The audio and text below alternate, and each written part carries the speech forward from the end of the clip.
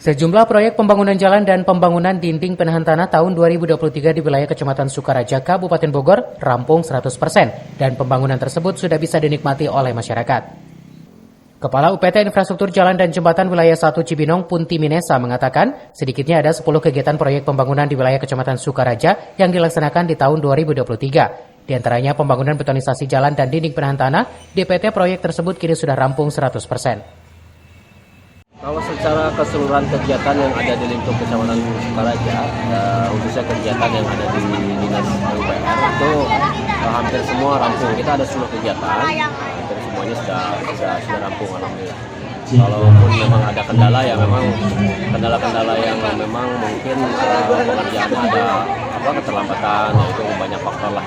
Kemudian aksesnya, kemudian trase jalannya, kemudian mungkin cuaca juga, itu biasa yang perlu diantisipasi, tapi kelihatannya bisa diantisipasi dan bisa selesai. Berikutnya ya kita memonitor ya, yang jelas memonitor pihak-pihak yang terkait ya, artinya dari mulai pihak pelaksana, kemudian pihak pengawas agar mereka dapat bekerja secara optimal sehingga pekerjaan itu bisa berjalan sesuai rencana, sesuai mutu, sesuai waktu, sesuai biaya.